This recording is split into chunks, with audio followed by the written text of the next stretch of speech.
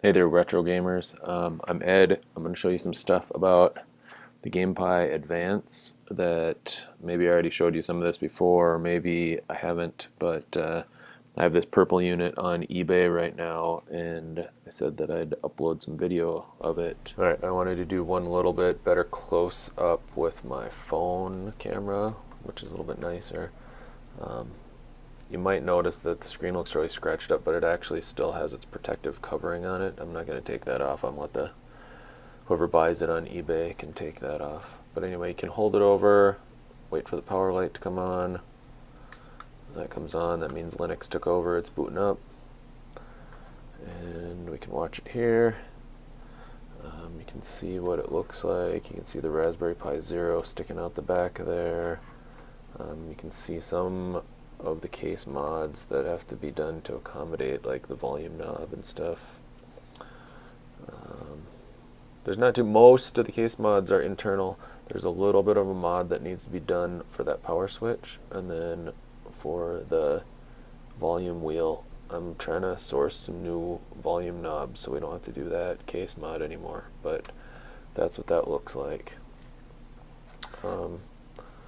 Otherwise, I think you've seen the video. You can plug in HDMI to the back here. You can plug in external battery pack there if you want. You can plug in something like a USB hub. Then I'll show you some other interesting things. One is we have this nice massive TV here, and with HDMI output, we have this little HDMI to HDMI to mini HDMI. We'll hook that up, and on the screen you should see right away. Of course, no signal. Oh, there we go. I just didn't detect it immediately. I have this USB hub that's a powered hub, and it's got all these different ports on it. And I know my wires are a bit of a mess here, but you can kind of use a hub like this as a docking station. You just need a USB to micro USB cable, and you can plug that in there. And then one of the nice things is that then you don't rely on the batteries anymore. You can see I can just take the batteries out. It's running off of this hub's power.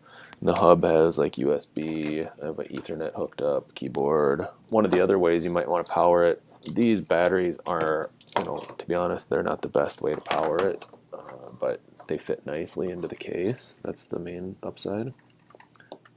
You could hook it up to a power bank like this, and then it would be portable.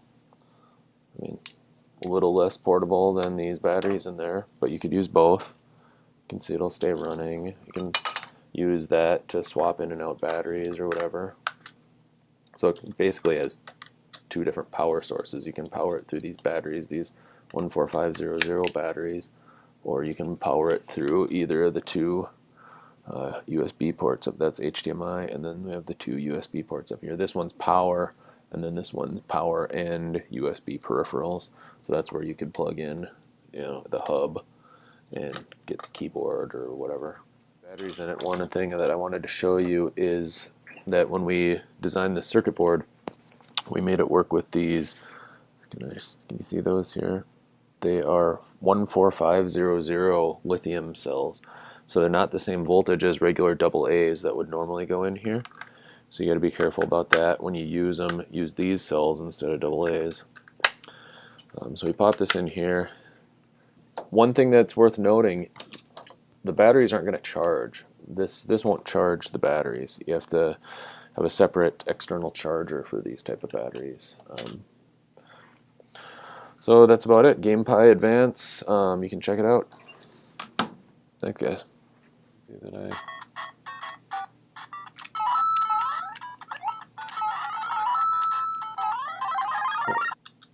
Oh, I thought I had him. Oh boy. Alright, well, maybe not the best demo here, but... Alright, there we go. Maybe some of you might recognize this guy. Sonic.